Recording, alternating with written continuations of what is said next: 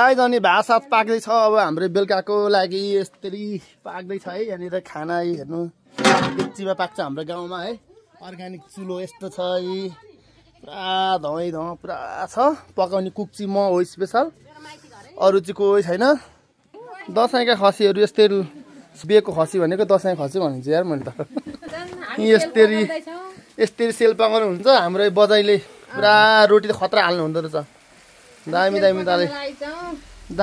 हाल्नु हुँदो रहेछ है।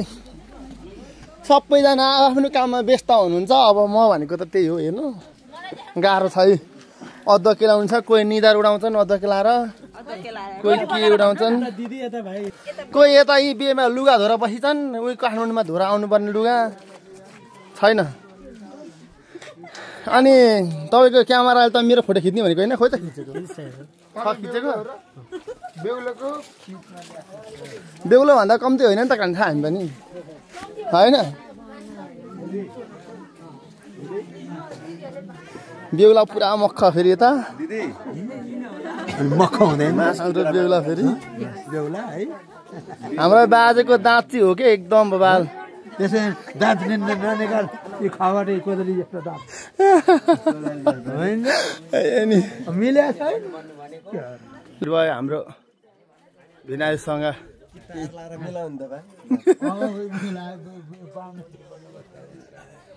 हाम्रा बुढी माउहरूको पार्टी फेरि यता छ।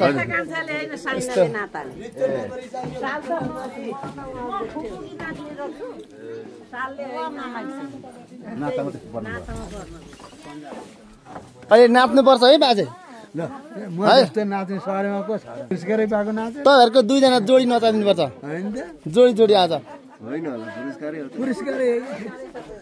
त जला बालले 100 रुपियाँ दिनु भएको होइन अस्ति नै उहाँ उसमा उता माथिको त के अरे अहिलेको त ऊ पनि छ नि ओडा कार्यालय त्यहाँ भन्दा त ठुलो ग्राउन्ड थियो नि। मलाई जलाले 100 रुपियाँ दिन त दादाबाट बसेन आउँछ। सबै कुरा भइसक्यो गाइस। अब टार्गेट भनेको यता हो, कहिले हुने थाहा छैन। टार्गेट भनेको यतै हो। गाउँको यस्तो रमाइलो छ कि वातावरण बा ल न गाउँ कति राम्रो छ हाम्रो गाउँ। यस्तो रमाइलो छ गाई, जङ्गल नजिकै छ। सबै दुःख छैन केहीको पनि, दुःख छैन हो गाइस। भिनाजु म चाहिँ फेरि मेन कुक भएँ आज। म भात हेर्दै गर्छु है त। ल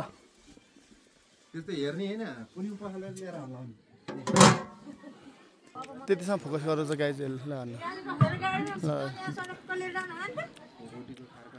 हाम्रो गाउँ है गाई जस्तो छ। मेरो घर चाहिँ ऊ त परको है। म यो रुखा चढेर देखाउँछु अब घर।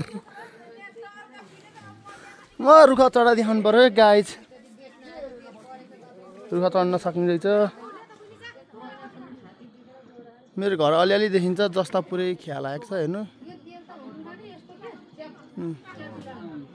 मेरो घर अब शिवदाईहरूको त पुरा लुगा सुकाएको छ त। हेर्न आउनु त बिना दाई कति धेरै लुगा सुकाएको छ। हेर्न आउनु न, हेर्न आउनु यहाँ, हेर्न आउनु न। लुगा सुकाएर त आँगनभरि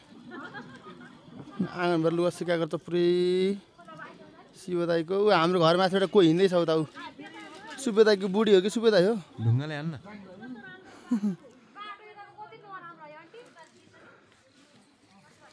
ल बिना दाई राम्रोसँग खाना पकाउनु है। त के हुँदैछ हेर्दै गर्नु। तपाईँलाई हेल्प गर्न म आउँदैछु बेला बेलामा। म पुन्यु लिएर आउँछु। पुन्यु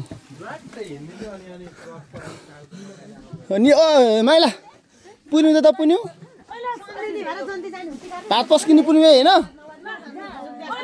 अस्मितै लाग्दो यो धो कान्छी अलिअलि पखाल न। यी गाउँका भुरा सहरमा 2 महिना के बसेको थिएँ। नङ हेर्नु त नङ आमामा के साह्रो यस्तो यो।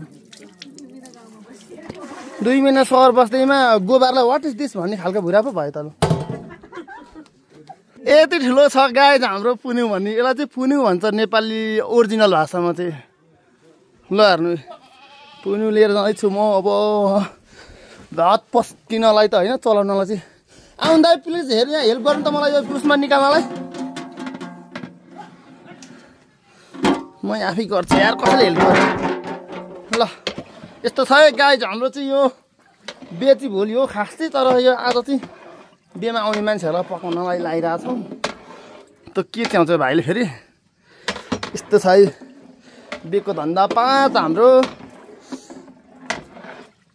ल मैले यो पनि सकेँ भाइ यो त बजे रोटी हालिसकेर ए यो अन्तिम चरणमा पुग्दैछ गाइज रोटी त यस्तो यस्तो लोकल अर्ग्यानिक फललाई चाहिँ खुसी लाग्छ हो ल गाइज यसलाई चाहिँ मेवा भन्छौँ हामी त्यो त के भन्छ तपाईँहरूकोतिर बर्बाद छ गाइज रोड चाहिँ यस्तो छ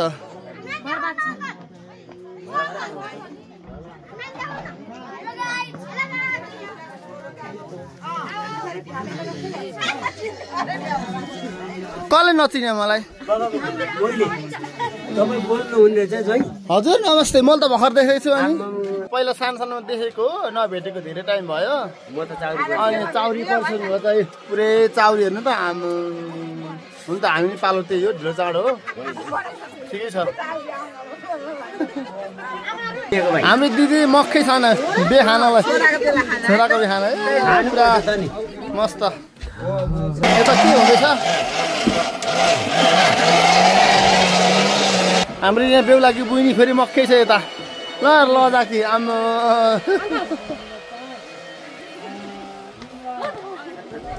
लजाकी किन लजाकी ओए किन लजाकी यता हेर्नु यस्तो लजाउँदो रहेछ यो लाग्यो गाई चाहिँ यस्तो मिटिङ चलिरहेको छ त्यहाँदेखि भेट भयो हो सही हो त फेरि जाने त एउटा लु